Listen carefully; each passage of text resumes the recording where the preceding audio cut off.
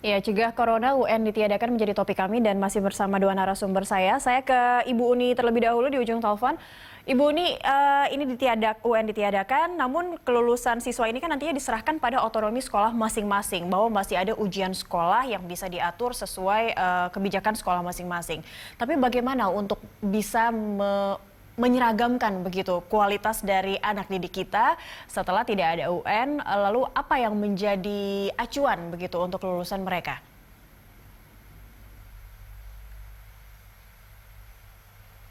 Ya, Bu Uni?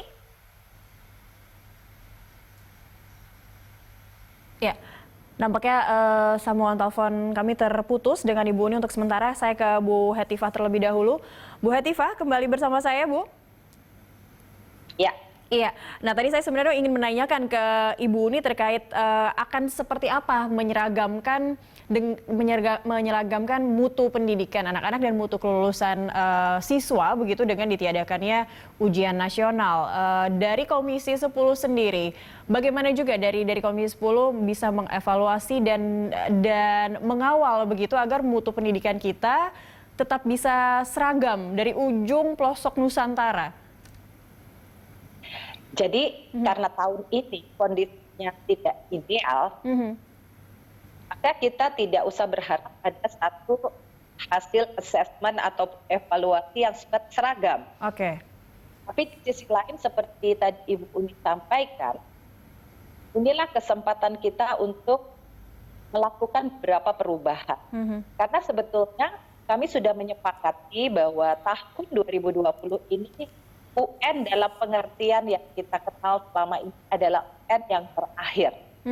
Dan mulai tahun depan kita sedang mempersiapkan, khususnya Kementerian Pendidikan dan Kebudayaan sedang menyusun model assessment yang kita sebut assessment kompetensi dan juga survei karakter itu.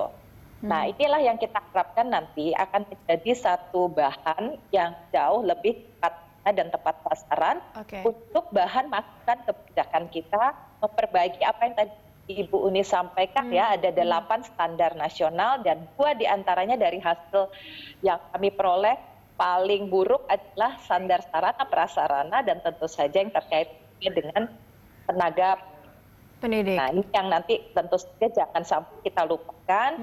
Mudah-mudahan wabah COVID segera berlalu, kita bisa fokus kembali kepada rencana-rencana awal sudah kita susun bersama. Oke, artinya kita sudah rehearsal terlebih dahulu. Sayangnya rehearsalnya di saat kita terkena pandemi global seperti ini begitu ya. Saya kembali ke Bu Uni. Ibu Uni? Ya. Iya, Ibu, ini jadi pilihan untuk diberikan kepada sekolah karena sekolah punya otonomi masing-masing begitu dengan ditiadakannya ujian nasional. Apa saja yang bisa dilakukan dan informasi ini apakah sudah diketahui untuk semua sekolah di seluruh Indonesia baik di daerah-daerah 3T sekalipun begitu, Bu? Apa yang harus mereka lakukan untuk siswa? Oke. Jadi berita tentang ditiadakannya itu sepanjang yang saya tahu laporan dari daerah, termasuk dari daerah-daerah yang sangat jauh, mereka sudah mengetahui satu sama lain. Di samping saluran sosialisasi dengan berbagai TV dan lain sebagainya, juga mereka punya WhatsApp, terus punya dinas pendidikan itu kan terstruktur. Jadi soal ditiadakan ini tampaknya sudah sampai merata. Kalau ada beberapa hal nanti itu selalu ada jeda, tapi saya kira ada dinas-dinas pendidikan yang menginformasikan ini dan itu mereka saya kira beberapa hari ini sudah mengetahui seluruhnya. Itu pertama. Yang kedua adalah kita tahu bahwa ada ujian sekolah dan ada ujian dari ujian nasional. Sekarang kami harapkan semuanya mulai dari kementerian, DPR, Komisi 10 sampai dengan pemerintah daerah menguatkan apa yang disebut school based management, manajemen berbasis sekolah. Karena otonomi ada di sekolah, maka sekolah harus dikuatkan. Klaster-klaster atau pelatihan harus terus diberikan. Infrastruktur untuk jaringan harus sampai kepada mereka. Dan ada standar-standar yang telah ditetapkan di dinas-dinas melalui dinas-dinas pendidikan setempat yang harus dicapai. biar bagaimanapun jangan sampai ada anggapan bahwa kita bebas tidak mempunyai standar. Karena ini resikonya adalah 5-10 tahun lagi yang akan datang menghadapi tantangan global. Jadi apapun jangan sampai kita menganggap bahwa sekarang kita bebas merdeka, tidak ada standar. Karena standar itu adalah capaian minimal yang harus dicapai. Tetapi kita semua saat ini sedang berpikir semuanya bagaimana kita menyelamatkan anak didik dan guru. Dan juga tenaga kependidikan itu jauh lebih penting dari hal-hal yang lain. Tetapi PR lainnya adalah bahwa kita harus nanti mengoptimalkan school-based management, otonomi sekolah, tapi ada standar-standar yang harus ditetapkan supaya satu dengan lainnya tidak daerah satu dengan daerah lainnya tidak jomplang berbeda begitu ya Bang jomplang. Oke, ini tadi saya menarik sebelum di segmen 1 juga kita sebelum ditutup kemarin tadi Bu Uni sempat katakan pemerintah juga sebenarnya sudah menjanjikan 70% begitu kalau saya tidak salah tadi 70% jaringan mungkin komunikasi dan juga internet untuk sekolah semuanya harus dimiliki, semuanya harus seragam memiliki akses yang sama. Hingga hari ini apakah itu sudah dirasakan oleh semua sekolah di Indonesia begitu Bu? Apalagi dengan kondisi sekarang. Tadi aja dengan Mbak Hetiva kita di sekitar Jakarta terputus. Iya betul. Bayangkan, yang tadi Skype itu. Saya sering juga Skype dengan teman-teman lain dan saya terus mengajar tiap hari. Itu juga di samping kuota mahasiswa menjadi sangat mahal karena belum ada pilihan-pilihan yang cukup banyak untuk menggratiskan tanpa adanya internet dan lain sebagainya yang sifatnya yang sambungan yang membayar itu tadi. Jadi ini adalah PR penting kita dengan Mbak Hetiva dan semua stakeholder lain, Kominfo dan lain sebagainya. Bagaimana sekarang kita bisa tersambungkan satu sama lain. Kawan saya kemarin, guru yang kami berikan penghargaan di hari ulang tahun PGRI ini, itu 1 hari 1 malam sampai di kabupaten yang ada jaringannya.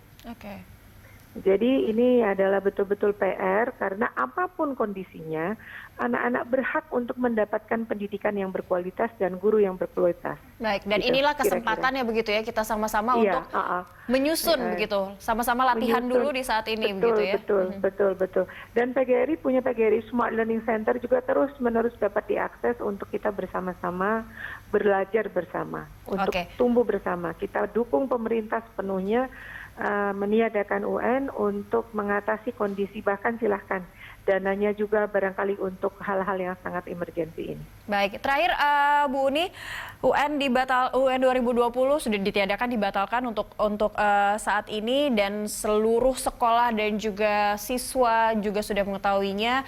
Namun apa yang bisa dilakukan untuk mereka sekarang kan school from home begitu ya, untuk tetap memastikan mereka belajar, mereka mendapatkan pendidikan yang benar dan sesuai begitu seperti saat mereka di dalam kelas, apa yang bisa sama-sama dilakukan dan diterapkan untuk anak siswa kita?